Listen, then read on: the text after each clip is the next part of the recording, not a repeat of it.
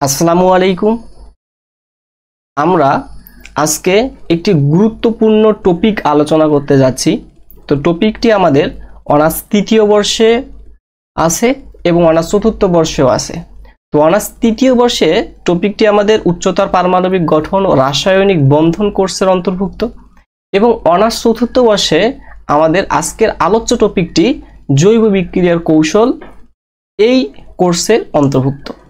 তো দেখেন, আমাদের অনার্স তৃতীয় বর্ষের পেইড কোর্সে আমরা এই বিষয়টি যেহেতু আলোচনা করব, তো উচ্চতর পারমাণবিক গঠন ও রাসায়নিক বন্ধন এর সমযোজী বন্ধন যে অধ্যায়টি আছে, সমযোজী বন্ধন অধ্যায়ের লেকচার নাম্বার 5-এ আমরা আজকে উপস্থিত হয়েছি। তো লেকচার নাম্বার 5-এ আমরা আজকে যে বিষয়টি নিয়ে আলোচনা করব সেটা হচ্ছে, আপনারা দেখতে পাচ্ছেন, ফ্রন্টিয়ার অরবিটাল বা সীমান্ত অরবিটাল। তাহলে দেখেন, এই ফ্রন্টিয়ার অরবিটাল বা সীমান্ত অরবিটাল নিয়ে আমরা আজকে বেসিক সহ বিভিন্ন ডায়াগ্রামের মাধ্যমে আমরা বিষয়টি বোঝার চেষ্টা করব। তো তার আগে বলি, অনার্স তৃতীয় বর্ষের আমাদের বর্তমানে 4টা বিষয়ের পেইড কোর্স চালু আছে। এক, ভৌত রসায়ন 3 এর পেইড কোর্স চালু আছে আমাদের, যা কোর্সগুলো ইতিমধ্যেই শেষ হয়ে গেছে। আপনারা কোর্সে এনরোল করলেই সবগুলো ক্লাস ধারাবাহিকভাবে পেয়ে যাবেন। এরপরে আমাদের স্টুডিও রসায়ন কোর্সটি আমাদের চালু আছে এবং উচ্চতর পারমাণবিক গঠন ও রাসায়নিক বন্ধন কোর্সটিও চালু আছে এবং সন্নিবেশ রসায়ন বা সন্নিবেশ রসায়ন বা জৈব ধাতব সন্নিবেশ ও জৈব ধাতব রসায়ন যে কোর্সটি আছে আমাদের, এই 4টা কোর্স, তৃতীয় বর্ষের 4টা কোর্স আমাদের এখন পর্যন্ত রানিং আছে। তো দেখেন, কোর্সগুলো সবগুলো প্রায় শেষের দিকে, শুধু উচ্চতর পারমাণবিক গঠন রাসায়নিক বন্ধন এই কোর্সের কয়েকটা ক্লাস বাকি আছে। তো আপনারা যারা তৃতীয় বর্ষের পেইড কোর্সে এনরোল করতে চান, আপনারা এই হোয়াটসঅ্যাপ নাম্বারে আপনারা যোগাযোগ করতে পারেন, অথবা আমাদের ফেসবুক পেজ কেমিস্ট্রি হেল্পলাইনে ইনবক্স করতে পারেন। তাহলে দেখেন, আমরা আজকে আমাদের আলোচ্য বিষয় ফ্রন্টিয়ার অরবিটাল বা সীমান্ত অরবিটাল এটা নিয়ে আলোচনা করব। তাহলে কোর্সটা আমাদের এই আজকের আলোচ্য বিষয়টি তৃতীয় বর্ষে আমাদের অল্প কিছু বিষয় জানতে হয় ফ্রন্টিয়ার অরবিটাল বা সীমান্ত অরবিটাল সম্পর্কে। আমরা চতুর্থ বর্ষে গিয়ে আমরা বিস্তারিতভাবে জানি। তো আপনারা ইতিমধ্যেই অবগত আছেন, যারা চতুর্থ বর্ষের জন্য ক্লাসটি দেখতেছেন, যে আমাদের চতুর্থ বর্ষের 2টি ভিডিও লেকচার কোর্স চালু আছে। একটা হচ্ছে জৈব রসায়নের নির্বাচিত বিষয় এবং সবথেকে হার্ড যে একটা সাবজেক্ট, যে রাসায়নিক বর্ণালীমিতি কোর্সটাও আমাদের কি আছে, চালু আছে। তো আপনারা যারা চতুর্থ বর্ষের জন্য আজকের এই লেকচারটি দেখতেছেন, আপনারা চাইলে চতুর্থ বর্ষের এই 2টা লেকচার কোর্সে আপনারা যুক্ত হইতে পারেন। এছাড়াও আমাদের তৃতীয় বর্ষের এবং চতুর্থ বর্ষের হ্যান্ডনোট এবং সাজেশনগুলো পাওয়া যাচ্ছে, আপনারা যাদের প্রয়োজন যোগাযোগ করে নিতে পারেন। তো আর কথা না বাড়িয়ে আমরা আজকে আমাদের আলোচনায় আসি। তো আজকে আমরা আলোচনা কি আমাদের, যে ফ্রন্টিয়ার অরবিটাল বা সীমান্ত অরবিটাল।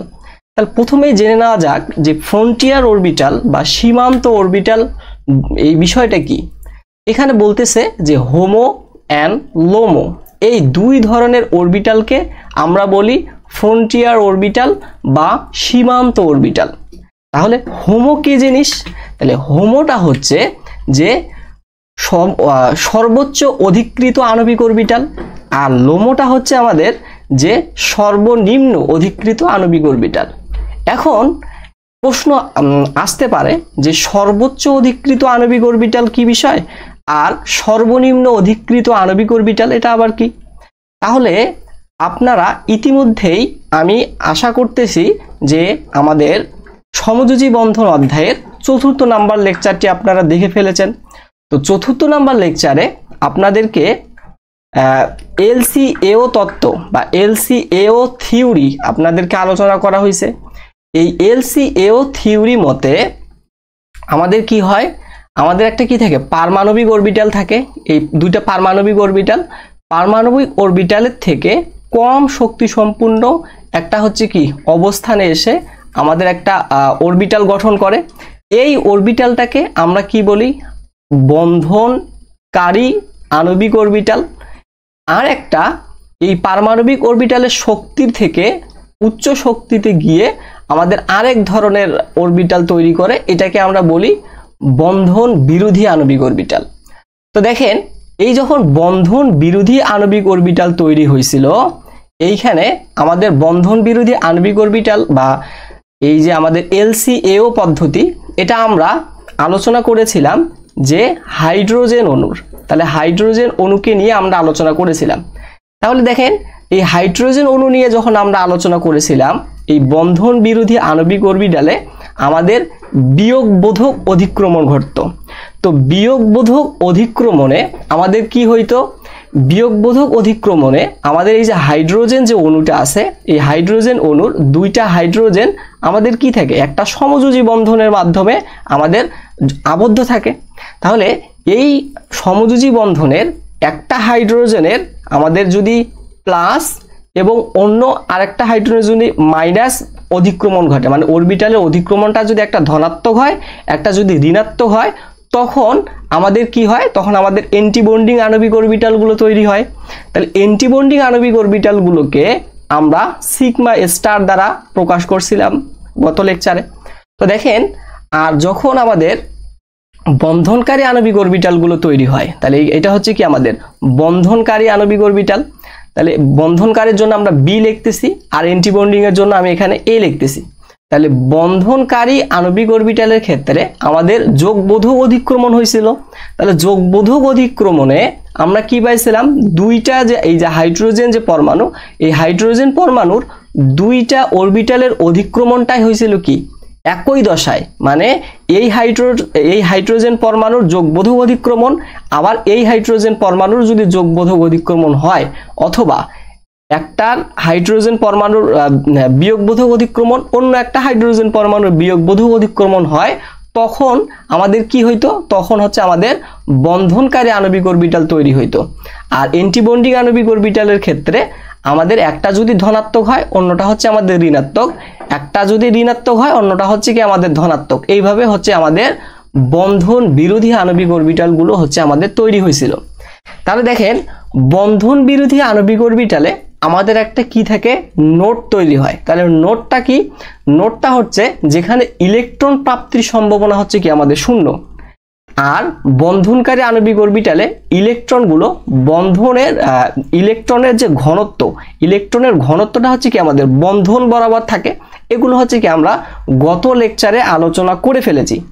আপনারা যারা গত লেকচারটি দেখেন নাই, মানে সমযোজী বন্ধন অধ্যায়ের 3য় নাম্বার লেকচারটি বা 4th নাম্বার লেকচারটি আপনারা যারা দেখেন নাই, অবশ্যই 4th নাম্বার ক্লাসটি দেখে আজকের এই লেকচারটি আপনারা দেখবেন। তাহলে আমাদের এই যে অধিক্রমণগুলো, এই অধিক্রমণগুলো আপনাদের বুঝতে সুবিধা হবে।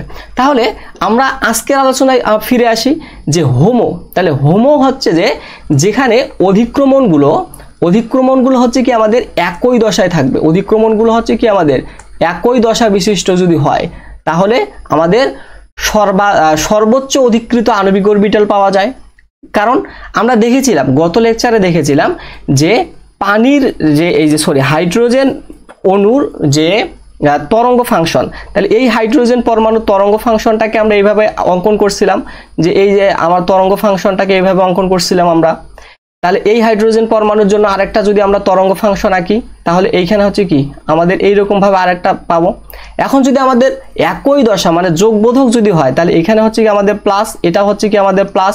তাহলে প্লাস এইটুকু দূরত্ব মিলে আমাদের একটা দূরত্ব পাইছিলাম। দূরত্বটা হচ্ছে কি এইরকম একটা বড় একটা দূরত্ব পাইছিলাম। তাহলে এইখানে অধিক্রমণটা কি হইলো? মানে সর্বোচ্চ অধিক্রমণ হইলো।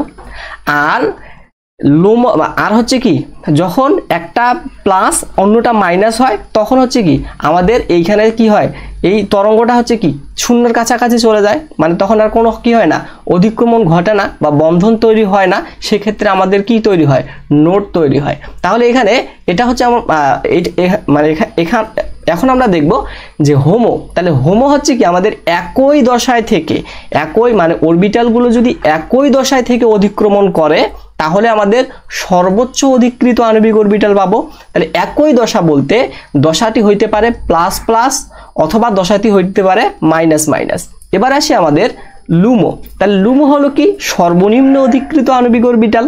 তাহলে সর্বনিম্ন অধিকৃত আণবিক অরবিটালে আমাদের দশাগুলো কি হবে, দশাগুলো হচ্ছে কি আমাদের ভিন্ন দশা হবে।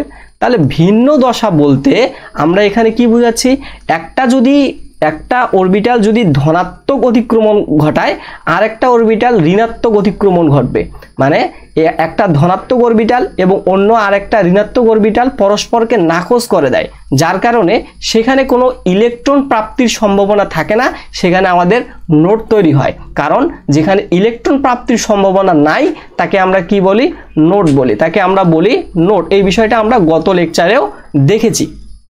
তাহলে এখানে হচ্ছে কি আমাদের দশাটা কি থাকবে, লোমোর ক্ষেত্রে দশাটা হচ্ছে আমাদের ভিন্ন থাকবে। একটা হচ্ছে যদি প্লাস থাকে অন্যটি হবে মাইনাস, অথবা একটি যদি মাইনাস হয় অন্যটি হবে হচ্ছে কি আমাদের প্লাস। তাহলে এই ছিল হচ্ছে আমাদের হোমো আর হচ্ছে কি লোমোর আলোচনা। তাহলে দেখেন এই হোমো আর লোমোর ক্ষেত্রে আমাদের হোমোর ক্ষেত্রে সর্বোচ্চ অধিকৃত আণবিক অরবিটাল পাবো, মানে হোমোর ক্ষেত্রে আমাদের প্লাস প্লাস হবে অথবা হচ্ছে কি মাইনাস মাইনাস, আর লোমোর ক্ষেত্রে হবে কি মাইনাস প্লাস অথবা প্লাস মাইনাস। এটা হচ্ছে আমাদের লোমোর ক্ষেত্রে। তো আমরা একটা এক্সাম্পলের মাধ্যমে এই হোমো আর লোমো বিষয়টি হচ্ছে কি আমরা ক্লিয়ার করি। তাহলে আমরা এখানে এক্সাম্পল হিসাবে ইথিলিন অণুটা আমরা নিব। তাহলে এখানে আরেকটা বিষয় আপনাদেরকে আমি ক্লিয়ার করি যে এই যে হোমো এবং লোমো এটা হচ্ছে আমাদের কনজুগেটেড পাই সিস্টেম বা পাই বিশিষ্ট অণুর ক্ষেত্রে আমরা এই হোমো এবং লোমো গঠনগুলো হচ্ছে কি আমরা সাধারণত দেখতে পাই। এটা হচ্ছে আমাদের অর্গানিক হইতে পারে, আবার হচ্ছে কি ইনঅর্গানিক হইতে পারে। তাহলে আসেন এখন যে ইথিলিন অণুতে আমরা হোমো এবং লোমো অরবিটালগুলো কীরকম ভাবে বিন্যস্ত থাকে এই বিষয়টি আমরা দেখব। তো আপনারা জানেন যে আমাদের ইথিলিন যে অণু, এই ইথিলিন অণুতে আমাদের যে ইথিলিন অণু আছে, এই ইথিলিন অণুতে আমাদের কার্বন সংখ্যা কয়টা? ইথিলিন অণুতে কার্বন হচ্ছে আমাদের একটা কার্বন, দুইটা কার্বন। তাহলে ইথিলিন অণুতে হচ্ছে আমাদের কি কার্বন সংখ্যা হচ্ছে আমাদের দুইটা, আর ইথিলিন অণুতে আমাদের পাই ইলেকট্রনের সংখ্যা হচ্ছে কি আমাদের দুইটা, কারণ একটা পাই বন্ধনে আমাদের কয়টা ইলেকট্রন থাকে? দুইটা ইলেকট্রন থাকে। তাহলে এখন হচ্ছে আমাদের এখানে কার্বন সংখ্যা যতটি থাকবে, এখানে হচ্ছে আমাদের কার্বন সংখ্যা যতটি থাকবে ততটি আমাদেরকে ফাংশন নিয়ে আসতে হবে। তাহলে আমাদের তরঙ্গ ফাংশন আমরা নিয়ে আসবো। তাহলে এখানে আমাদের কার্বন আছে কয়টা? কার্বন আছে আমাদের দুইটা। তাহলে দুইটা কার্বনের জন্য আমাদের দুইটা তরঙ্গ ফাংশন নিয়ে আসতে হবে। তাহলে আমরা প্রথম যে তরঙ্গ ফাংশনটা সেটাকে আমরা ψ1 দিচ্ছি এবং দ্বিতীয় যে তরঙ্গ ফাংশনটা সেটাকে আমরা ψ2 দিচ্ছি। এখন এই তরঙ্গ ফাংশন নিয়ে আসার পরে এইখানে তরঙ্গ ফাংশনের নোট বাইর করতে হবে। নোট মানে কি? যেখানে ইলেকট্রন প্রাপ্তির সম্ভাবনা হচ্ছে কি আমাদের শূন্য। তাহলে এই নোটটা বাইর করার জন্য আমাদের একটা সূত্র আছে। তাহলে একটা সূত্রের মাধ্যমে আমরা নোট সংখ্যাটাকে বাইর করতে পারি। তাহলে এই ψ2 তরঙ্গ ফাংশনের আমরা যদি নোট সংখ্যা বাইর করতে চাই, তাহলে নোট সংখ্যা নির্ণয়ের সূত্রটা হচ্ছে কি যে n-1। তাহলে এখানে nটা কি? nটা হচ্ছে আমাদের এই যে নোট সংখ্যা, এই যে 2, মানে এইখানে এই n এর মান হচ্ছে কি আমাদের 2, কারণ এখানে আমাদের দ্বিতীয় ফাংশনের ক্ষেত্রে আমরা এটা নোট সংখ্যাটা বাইর করতেছি। তাহলে নোট সংখ্যা নির্ণয়ের সূত্র হচ্ছে আমাদের n-2। তাহলে n এর মান এখানে কি? এখানে যে সাইয়ের নিচে যেটা থাকবে সেটাই হচ্ছে কি আমাদের n এর মান। তাহলে নোট সংখ্যা 2। তাহলে আমরা যদি n এর মান যদি 2 বসাই দেই, তাহলে আমরা এই দ্বিতীয় নাম্বার যে তরঙ্গ ফাংশন আছে, এই দ্বিতীয় নাম্বার তরঙ্গ ফাংশনের জন্য আমরা নোট সংখ্যা কত পাচ্ছি? 1 পাচ্ছি। এবং আমরা যদি প্রথম নাম্বার তরঙ্গ ফাংশনের ক্ষেত্রে আমরা যদি নোট সংখ্যা হিসাব করি, তাহলে এখানে আমাদের কি n এর মান হচ্ছে কি আমাদের 1। তাহলে n এর মান 1 বসালে আমরা নোট সংখ্যা কত পাচ্ছি? নোট সংখ্যা পাচ্ছি আমাদের 0। তাহলে এখানে আমাদের নোট সংখ্যাটা কেন আসলো এটা আমাদের একটু পরে আপনারা বুঝতে পারবেন যে নোট সংখ্যার কাজটা এখানে কি। তাহলে এখন আমরা এইখানে যে কার্বন সংখ্যার উপর ভিত্তি করে আমরা দুইটা তরঙ্গ ফাংশন যে নিয়ে আসলাম, এই দুইটা তরঙ্গ ফাংশনের মধ্যে একটা হচ্ছে আমাদের বন্ধনকারী আণবিক অরবিটালের তরঙ্গ ফাংশন এবং আরেকটা হচ্ছে আমাদের কি বন্ধন বিরোধী আণবিক অরবিটালের তরঙ্গ ফাংশন। তাহলে এই আমাদের ψ1টা হচ্ছে আমাদের কি বন্ধনকারী আণবিক অরবিটালের তরঙ্গ ফাংশন এবং ψ2টা হচ্ছে আমাদের বন্ধন বিরোধী আণবিক অরবিটালের তরঙ্গ ফাংশন। এখন কথা হচ্ছে এইখানে আমাদের কার্বন সংখ্যা যতটি, এখানে আমাদের কি কার্বন সংখ্যা যতটি আমাদের ততটি পি অরবিটালের নিয়ে আসতে হবে। তাহলে আমরা জানি কি পি অরবিটালগুলো হচ্ছে কি আমাদের একটা ডাম্বেল আকৃতির। তাহলে এখানে আমরা সাই ওয়ান তরঙ্গ ফাংশনের জন্য আমরা যদি পি অরবিটালগুলোকে হিসাব করি, তাহলে সাই ওয়ান তরঙ্গ ফাংশনের জন্য আমরা পি অরবিটালগুলোকে নিয়ে আসলাম। তাহলে দেখেন পি অরবিটাল, এইখানে একটা বিষয় যে পি অরবিটাল এখানে আমরা দুইটা নিয়েছি। কেন দুইটা নিয়েছি? কারণ আমাদের ইথিলিন অণুতে কার্বন সংখ্যা হচ্ছে আমাদের দুইটা। তাহলে ইথিলিন অণুতে কার্বন সংখ্যা দুইটা, যার কারণে এর পি অরবিটাল কয়টা হবে? দুইটা হবে। তাহলে এখানে আমাদের সাই ওয়ান তরঙ্গ ফাংশনের জন্য পি অরবিটাল হচ্ছে আমাদের এখানে দুইটা, এবং সাই টু তরঙ্গ ফাংশনের জন্য আমাদের পি অরবিটাল হবে কয়টা? দুইটা হবে। এখন কথা হচ্ছে যে এই পি অরবিটালগুলোর মধ্যে আমরা এইখানে আমাদের কোনটা ধনাত্মক আর কোনটা ঋণাত্মক এই বিষয়টি এখন হচ্ছে কি আমাদের জানতে হবে একটু। তাহলে দেখেন এই পি অরবিটালগুলোর মধ্যে আপনারা একটু যে এই যে কালো কালো আবরণ যে দেখা পাচ্ছেন, এইটা হচ্ছে আমাদের একটা হচ্ছে কি ধনাত্মক দিক, অরবিটালের ধনাত্মক দিক, মানে সাই ওয়ানের এটা হচ্ছে কি আমাদের ধনাত্মক অংশ, অরবিটালের ধনাত্মক অংশ এটা হচ্ছে কি আমাদের ধনাত্মক অংশ। তাহলে এইখানে সাই টু ক্ষেত্রে এটা হচ্ছে কি আমাদের ধনাত্মক অংশ, এটা হচ্ছে কি আমাদের ঋণাত্মক অংশ। তো আপনারা পরীক্ষায় তো আর এভাবে লিখতে পারবেন না যে এখানে এরকম শ্যাডো এঁকে দিতে পারবেন না, যার কারণে আপনারা অরবিটালগুলোকে কি করবেন? প্লাস মাইনাস দ্বারা চিহ্নিত করবেন। তাহলে এখানে প্লাস দ্বারা বোঝাচ্ছে ধনাত্মক প্রান্ত, আর মাইনাস দ্বারা বোঝাচ্ছে আমাদের ঋণাত্মক প্রান্ত। সরি, এটা হচ্ছে কি আমাদের প্লাস। আর এইখানে যে ফাঁকা ফাঁকা মানে সাদা, এখানে যেখানে শ্যাডো নাই, এগুলো হচ্ছে কি আমাদের ঋণাত্মক প্রান্ত। এখন কথা হচ্ছে আমরা কখন ঋণাত্মক প্রান্তগুলো এভাবে আঁকবো আর কখন ধনাত্মক প্রান্তগুলো এভাবে আঁকবো। তাহলে এটা নির্ণয় করার জন্য আমাদের দুইটা পদ্ধতি আমরা অবলম্বন করতে পারি। এক নাম্বার পদ্ধতি হচ্ছে যে আমাদের এইখানে যদি বিজোড় সংখ্যা থাকে, এইখানে যদি হচ্ছে কি আমাদের বিজোড় সংখ্যা থাকে, তখন আমরা একটাকে কি করব? একটাকে আমরা প্লাস একটাকে প্লাস বানাবো এবং তার শেষেরটাকে আমরা বলবো কি তার শেষের অবস্থাটাও কি থাকে আমাদের সেম থাকে। আর যদি এখানে জোড় সংখ্যা থাকে, সাইয়ের নিচে যদি জোড় সংখ্যা থাকে, তখন আমরা একটাকে প্লাস ধরবো আর একটা হচ্ছে কি মাইনাস ধরবো। এবং এইটা প্লাস মাইনাসের বিষয়টা আমরা আরো সহজভাবে নির্ণয় করতে পারি, সেটা হচ্ছে আমাদের এই নোট সংখ্যার উপর ভিত্তি করে। তাহলে দেখেন যে যার নোট সংখ্যা 0, যদি কোনো একটা অরবিটালে মানে তরঙ্গ ফাংশনে যে অরবিটালগুলো আছে, এই অরবিটালগুলো যদি নোট সংখ্যা যদি 0 হয়, তাহলে আমাদের দুইটাই কি হবে? দুইটাই হচ্ছে কি আমাদের ধনাত্মক হবে। এবং আমাদের তরঙ্গ ফাংশনের নোট সংখ্যা যদি 1 হয়, তার মানে এইখানে আমাদের একটা কি আছে? নোট তৈরি হবে। এবং নোট এর বাম পাশে মানে নোট শুরু হওয়ার পরে আমাদের সাইনটা হচ্ছে কি পরিবর্তন হয়ে যাবে। মানে প্রথমটা হচ্ছে কি আমাদের প্লাস হবে, প্রথমটা হচ্ছে কি আমাদের প্লাস, তারপর আসলে আমাদের নোটের পরে প্লাসের পরে আমাদের আসবে কি মাইনাস। মানে এখানে আমাদের কি নোট যতটা থাকবে, নোট সংখ্যার উপর ভিত্তি করেই আমরা কি করব? প্লাস আর মাইনাসগুলোকে আমরা নিয়ে আসব। তাহলে এখানে আবার একটু আমি বলি, এখানে আবার একটু বিষয় হচ্ছে আপনাদেরকে আমি ক্লিয়ার করি যে এখানে ধনাত্মক আর ঋণাত্মক প্রান্তগুলো আমরা কিভাবে নিয়ে আসব। এখানে এভাবেই নিয়ে আসব আমরা যে নোট সংখ্যার উপর ভিত্তি করে আমরা নিয়ে আসব যে তরঙ্গ ফাংশনের নোট সংখ্যা যখন হচ্ছে আমাদের 0 হবে, তখন দুইটা অধিক্রমণই হচ্ছে কি আমাদের প্লাস প্লাস অধিক্রমণ হবে। এবং আমরা যখন নোট সংখ্যা হচ্ছে কি আমাদের 1, তখন এর মাঝখানে আমাদের একটা কি নোট তৈরি হবে। এই নোট অর্থ হচ্ছে কি যেখানে হচ্ছে আমাদের ইলেকট্রন প্রাপ্তির সম্ভাবনাটা হচ্ছে কি আমাদের 0। তাহলে এখানে যদি আমাদের নোট হয়, তার মানে এখানে আমাদের ইলেকট্রন প্রাপ্তির সম্ভাবনা যেহেতু আমাদের 0, তাহলে এখানে অধিক্রমণটা কি হইতে হবে? আমরা জানি যে বন্ধন বিরোধী আণবিক অরবিটালগুলো, আমাদের বন্ধন বিরোধী আণবিক অরবিটালগুলোতে আমাদের কি তৈরি হয়? নোট তৈরি হয়। এবং বন্ধন বিরোধী আণবিক অরবিটালগুলো কিভাবে তৈরি হয়? একটা যদি প্লাস সাইন থাকে এবং আরেকটা হচ্ছে কি আমাদের মাইনাস সাইন থাকে, অথবা একটা মাইনাস সাইন থাকে অথবা অন্যটি হচ্ছে কি আমাদের প্লাস সাইন থাকে। তাহলে তখন আমাদের বন্ধন বিরোধী আণবিক অরবিটালগুলো তৈরি হয় এবং বন্ধন বিরোধী আণবিক অরবিটালগুলোতে আমাদের একটা কি থাকে? নোট থাকে। এই বিষয়টি হচ্ছে কি আমরা গত লেকচারেই দেখেছি। তো দেখেন, তো আমরা এখন এখানে যে আমাদের নোট তৈরি হইলো, মানে এখানে আমাদের ইলেকট্রন প্রাপ্তির সম্ভাবনা হচ্ছে কি আমাদের শূন্য হয়ে গেল। তাহলে এখানে আমাদের অধিক্রমণটা হচ্ছে কি, নোটের আগে আমাদের এটা অধিক্রমণ থাকলো প্লাস, এবং নোট যখন তৈরি হলো, নোট আসা মানে এখানে আমাদের ইলেকট্রন প্রাপ্তির সম্ভাবনাটাকে আমাদের কি হয়ে গেল, জিরো হয়ে গেল। তাহলে এখানে কখন জিরো হবে, একটা যদি প্লাস হয়, একটা যদি প্লাস অধিক্রমণ ঘটে এবং আরেকটা অধিক্রমণ ঘটবে হচ্ছে কি আমাদের মাইনাস, তবেই এখানে আমাদের নোট তৈরি হবে। আর এখানে নোটের সংখ্যাটা ডিপেন্ড করে, আমরা এই সূত্র অনুযায়ী আমরা নোটের সংখ্যাটা মানে নোটের সংখ্যাটা হচ্ছে কি আমরা নির্ণয় করব।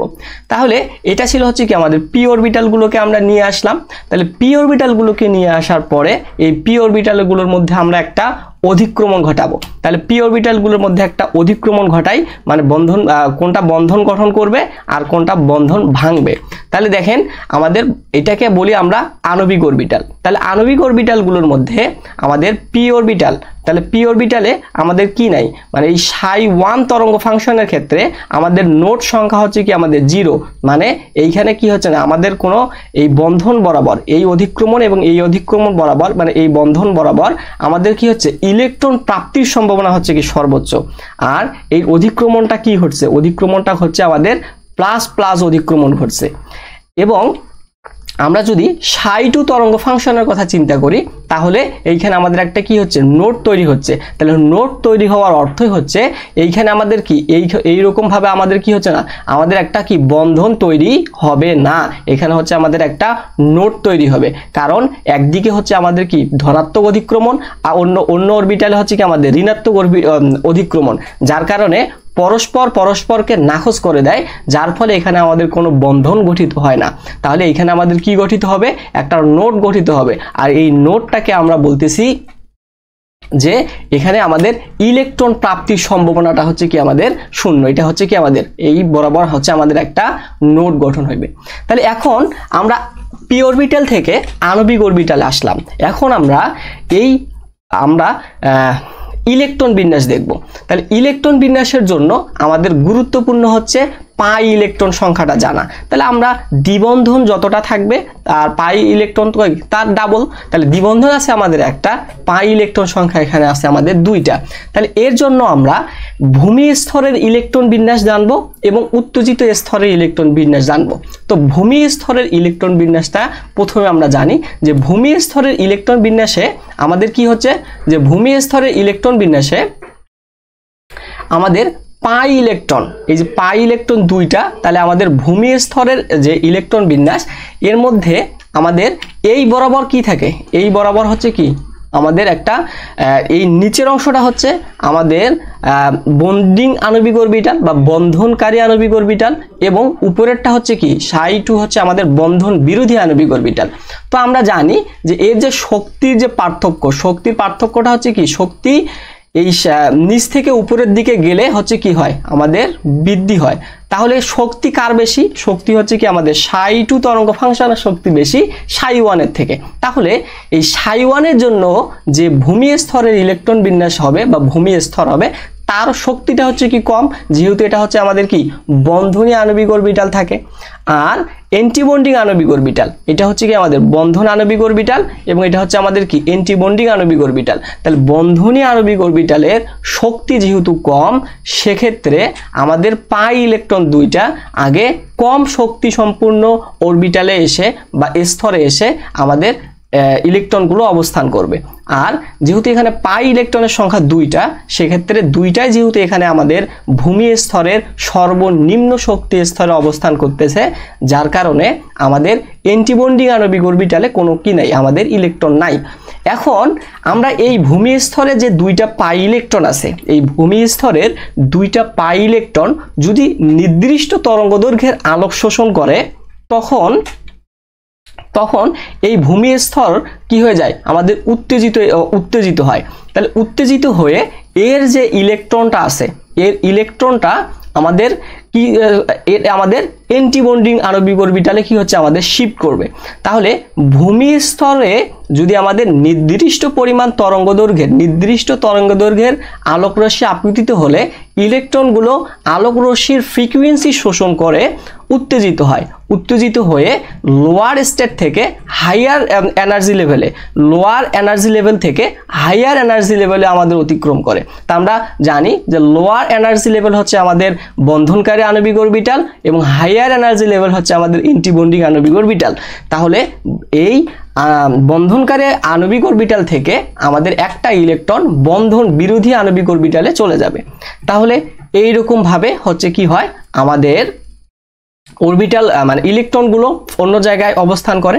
তো আজকের এই লেকচারের শুরুতেই আমি বলেছিলাম যে হোমো হচ্ছে কি, হোমো হচ্ছে যে যেখানে হচ্ছে আমাদের প্লাস প্লাস অধিক্রমণ হবে অথবা মাইনাস মাইনাস অধিক্রমণ হবে, মানে দশাটা হচ্ছে কি একই থাকবে, হয় প্লাস প্লাস অবস্থায় থাকবে অথবা মাইনাস মাইনাস অবস্থায় থাকবে। তাহলে এখানে দেখেন আণবিক যে অরবিটালগুলো, এই যে আণবিক অরবিটালের যে ডায়াগ্রামগুলো, এখানে আমরা কি দেখতেছি, এখানে হচ্ছে আমাদের দুইটাই হচ্ছে কি আমাদের প্লাস প্লাস অধিক্রমণ ঘটছে, একটা হচ্ছে প্লাস, অন্য অরবিটালটা হচ্ছে কি আমাদের প্লাস, আর একটা হচ্ছে কি আমাদের মাইনাস, অন্যটাও হচ্ছে কি আমাদের মাইনাস। তাহলে আমাদের প্লাস প্লাস অথবা মাইনাস মাইনাস অধিক্রমণের মাধ্যমেই আমাদের কি গঠন হয়, আমাদের হোমো গঠন হয়। তাহলে এই যে ইলেকট্রন বিন্যাস, এটাকে বলতেছি আমাদের কি হোমো গঠন। এবং এইখানে দেখেন একটা হচ্ছে কি প্লাস এবং আরেকটা হচ্ছে কি মাইনাস, অথবা একটা হচ্ছে আমাদের কি মাইনাস আর একটা হচ্ছে কি আমাদের প্লাস। তাহলে এই লোমোর ক্ষেত্রে আমরা কি পাই, একটা হচ্ছে প্লাস অতিক্রমণ ঘটবে, অন্যটা মাইনাস, অথবা একটা মাইনাস অন্যটা হচ্ছে কি আমাদের প্লাস। তাহলে এই ধরনের গঠনটাকে আমরা বলতেছি লুমো গঠন। তাহলে এই ছিল হচ্ছে যে হোমো আর লোমো গঠনের আমাদের বিস্তারিত আলোচনা। তাহলে এই বিষয়টি মানে এই ডায়াগ্রামটি অঙ্কন করতে অনেকেরই সুবিধা হয়। আশা করি আজকের এই লেকচারটি দেখার পর আপনাদের এই হোমো লোমো আর হচ্ছে আমাদের ফ্রন্টিয়ার অরবিটাল বা সীমান্ত অরবিটাল নিয়ে আমাদের আর কোনো সমস্যা থাকবে না। তাহলে এটা হচ্ছে আমাদের ইথিলিন অণুর ক্ষেত্রে আমরা ফ্রন্টিয়ার অরবিটাল বা সীমান্ত অরবিটাল অথবা হোমো এবং লোমো দেখলাম। তো আমরা যদি এখানে পাই বন্ধন ছিল হচ্ছে কি আমাদের একটা, আমরা যদি একাধিক পাই বন্ধন নিয়ে আলোচনা করি, যেমন 1,3-বিউটাডাইন, তাহলে 1,3-বিউটাডাইনের ক্ষেত্রে আমরা যদি ফ্রন্টিয়ার আণবিক অরবিটাল বা ফ্রন্টিয়ার অরবিটাল বা সীমান্ত অরবিটাল যদি আমরা আলোচনা করি, তাহলে এটা আমরা কিসের ক্ষেত্রে আলোচনা করতেছি, 1,3-বিউটাডাইন অণুর ক্ষেত্রে। তাহলে 1,3-বিউটাডাইন অণুর ক্ষেত্রে আমাদের দেখেন দ্বিবন্ধন সংখ্যা হচ্ছে কি, দ্বিবন্ধন সংখ্যা হচ্ছে আমাদের দুইটা, মানে পাই ইলেকট্রন সংখ্যা এখানে আমার থাকবে কয়টা, পাই বন্ধন যেহেতু দুইটা, পাই ইলেকট্রন সংখ্যা থাকবে আমাদের চারটা। তো 1,3-বিউটাডাইনে আমাদের কার্বন সংখ্যা কয়টা, কার্বন সংখ্যা হচ্ছে আমাদেরকে চারটা, এবং পাই ইলেকট্রন সংখ্যা হচ্ছে কি, পাই ইলেকট্রন সংখ্যা হচ্ছে আমাদের চারটা, দুইটা পাই বন্ধন থেকে আমরা চারটা পাই ইলেকট্রন পাই। এখন আমাদের প্রথম কাজ কার্বন সংখ্যার উপর ভিত্তি করে আমাদেরকে তরঙ্গ সংখ্যা নিয়ে আসতে হবে, তরঙ্গ ফাংশন নিয়ে আসতে হবে। তাহলে দেখেন এখানে কার্বন সংখ্যা আছে আমাদের চারটা, তাহলে আমাদের তরঙ্গ ফাংশন নিয়ে আসতে হবে কয়টা, তরঙ্গ ফাংশন এখানে আমাদের নিয়ে আসতে হবে চারটা। তাহলে প্রথম তরঙ্গ ফাংশনটা হচ্ছে কি আমাদের ψ1, দ্বিতীয় তরঙ্গ ফাংশন হচ্ছে আমাদের ψ2, তৃতীয় তরঙ্গ ফাংশন হচ্ছে আমাদের ψ3, চতুর্থ তরঙ্গ ফাংশন হচ্ছে আমাদের ψ4। তাহলে এখন আমাদের কাজ তরঙ্গ ফাংশন নিয়ে আসলাম, এখন কাজ হচ্ছে আমাদের এই তরঙ্গ ফাংশনের নোট বাইর করা। তাহলে তরঙ্গ ফাংশনের নোট বাইর করার সূত্র আমরা জানি যে n-1। তাহলে এখানে আমাদের কি n এর মানটা হচ্ছে কি 1, তাহলে n এর মান যদি আমরা 1 বসাই দেই তাহলে আমরা ψ1 তরঙ্গ ফাংশনের ক্ষেত্রে আমরা n এর মান কত পাচ্ছি, 0 পাচ্ছি। এবার ψ2 তরঙ্গ ফাংশনের ক্ষেত্রে আমরা n এর মানটা কত পাবো, নোট হচ্ছে 1। অনুরূপভাবে ψ3 এর ক্ষেত্রে আমরা নোট সংখ্যা কত পাবো, 2। অনুরূপভাবে ψ4 তরঙ্গ ফাংশনের ক্ষেত্রে আমাদের নোট সংখ্যা থাকবে হচ্ছে কি আমাদের 3। তাহলে এখন আমাদের নোট সংখ্যা আমরা বাহির করলাম। এরপর আমাদের কাজ যে এই তরঙ্গ ফাংশনগুলোর পি অরবিটালগুলোকে নিয়ে আসা। তাহলে পি অরবিটালগুলোকে নিয়ে আসার জন্য আমরা কি করতে পারি, পি অরবিটালগুলোকে নিয়ে আসার জন্য আমরা এখন যে প্রথম তার আগে বলে নেই যে আমাদের এই যে তরঙ্গ যে দুইটা ফাংশন আছে, তরঙ্গ দুইটা ফাংশনের মধ্যে এই দুইটা তরঙ্গ ফাংশন হচ্ছে আমাদের বন্ধনকারী আণবিক অরবিটালের তরঙ্গ ফাংশন, আর এই দুইটা তরঙ্গ ফাংশন হচ্ছে আমাদের বন্ধন বিরোধী আণবিক অরবিটালের তরঙ্গ ফাংশন। তাহলে এখন আমরা নিয়ে আসব যে পি অরবিটাল। তাহলে আমরা জানি যে এখানে আমাদের কার্বন সংখ্যা যতটাই থাকবে, কার্বন সংখ্যা যতটি থাকে তা সেক্ষেত্রে আমাদের অরবিটাল সংখ্যা হচ্ছে কি ততটা হয়। তাহলে এখানে আমাদের কার্বন সংখ্যা হচ্ছে আমাদের চারটা, কার্বন সংখ্যা চারটা, তাহলে পি অরবিটালের সংখ্যা হচ্ছে আমাদের চারটা। তাহলে এই পি অরবিটালের চারটার মধ্যে আমাদের কোনগুলো ধনাত্মক অধিক্রমণ আর কোনগুলো ঋণাত্মক, এটা হচ্ছে কি আমাদের এখন দেখার বিষয়। তো দেখেন আমি এই যে শ্যাডো আকারের এটা হচ্ছে আমাদের কি প্লাস অধিক্রমণ, আর যেটা হচ্ছে কি সাদা ভাবে আছে এটা হচ্ছে কি আমাদের একটা মাইনাস অধিক্রমণ। তাহলে আমি এগুলো লিখতেছি না, আপনারা বুঝে নেন। আমি আগেরটাতে আপনাদেরকে লিখে দেখাইছি যে আপনারা পরীক্ষার খাতায় তো এভাবে লিখতে পারবেন না, আপনারা এখানে প্লাস দিবেন আর এখানে হচ্ছে কি মাইনাস দিবেন। তাহলে দেখেন আমরা এখানে 4টায় প্লাস কেন হইলো, 4টায় প্লাস প্লাস অধিক্রমণ কেন হইলো, কারণ ψ1 তরঙ্গ ফাংশনের নোট সংখ্যা হচ্ছে কি আমাদের 0। তাহলে 0 নোট সংখ্যা হওয়ার কারণে 4টা পি অরবিটালই হচ্ছে কি আমাদের প্লাস প্লাস অধিক্রমণে আমাদের থাকবে। এবার আসি আমরা ψ2 তরঙ্গ ফাংশনের ক্ষেত্রে। তাহলে ψ2 তরঙ্গ ফাংশনের ক্ষেত্রে আমরা কি নিয়ে জানি যে এখানে হচ্ছে কি আমাদের নোট সংখ্যা হচ্ছে কি আমাদের 1। ψ2 তরঙ্গ ফাংশনের ক্ষেত্রে নোট সংখ্যা হচ্ছে আমাদের 1। এই নোট সংখ্যাটা আমরা চারটা তরঙ্গ 4টা অরবিটালের এই কেন্দ্র বরাবর হচ্ছে কি আমরা নোটটাকে স্থাপন করব। তাহলে এই কেন্দ্র বরাবর যদি আমরা নোটটা স্থাপন করি তাহলে কেন্দ্রের আগের গুলো থাকবে আমাদের কি প্লাস এবং পরের গুলো থাকবে হচ্ছে কি মাইনাস। এখন কথা হচ্ছে, এখন আমরা এইখান থেকে একটা বিষয় আমরা ক্লিয়ার করি যে এইখানে যদি আমাদের নোটটা তৈরি হয়, এখানে হচ্ছে কি আমাদের নোট, কারণ যেহেতু এখানে আমাদের ψ2 তরঙ্গ ফাংশনের ক্ষেত্রে আমাদের একটা নোট আছে, তাহলে একটা নোটকে আমরা কেন্দ্রবিন্দু বা মধ্যবিন্দুতে রাখবো। এখন আমরা এইটা হচ্ছে কি প্লাস প্লাস, দুইটা হচ্ছে কি প্লাস প্লাস আর দুইটা হচ্ছে কি মাইনাস মাইনাস। এখন আমরা যদি এই নোটটা যদি এখানে দেই তাহলে এখানে কিন্তু আমাদের কি দুইটা বন্ধন তৈরি হবে। তাহলে নোটটা আমাদেরকে এখানে আমাদের কেন্দ্রতেই দিতে হবে, কেন্দ্র দিয়ে এটা হচ্ছে কি মাইনাস, এখানে আমরা কি প্লাস দিতে পারবো না, এখানে আমরা প্লাস দিলে আমাদের এখানে আমাদের কি হবে, এখানে আরেকটা নোট তৈরি হয়ে যাবে, যার কারণে আমাদের এইখানে মাইনাস অধিক্রমণ এবং এইখানে মাইনাস অধিক্রমণের মধ্য দিয়ে আমাদের এইখানে একটা হচ্ছে বন্ড তৈরি হবে এবং প্লাস প্লাস অধিক্রমণের মধ্য দিয়ে আমাদের এইখানে একটা বন্ড তৈরি হবে। তাহলে এটা হচ্ছে কি, এটা হচ্ছে আমাদের ψ2 তরঙ্গ ফাংশনের ক্ষেত্রে আমরা পি অরবিটালকে নিয়ে আসলাম। এবার আসি ψ3 তরঙ্গ ফাংশনের ক্ষেত্রে আমরা পি অরবিটালগুলোকে নিয়ে আসব। তাহলে ψ3 তরঙ্গ ফাংশনের ক্ষেত্রে আমাদের নোট সংখ্যা হচ্ছে কয়টা, 2টা। তাহলে নোট সংখ্যা যেহেতু আমাদের 2টা, সেক্ষেত্রে আমরা এইখানে একটা নোট দিব এবং আরেকটা নোট দিব আমরা এইখানে। তাহলে এই দুই স্থানে নোট দেওয়ার ফলে আমাদের কি হবে, এইখানে হচ্ছে আমাদের প্লাস অধিক্রমণ, এইখানে হবে আমাদের কি মাইনাস অধিক্রমণ।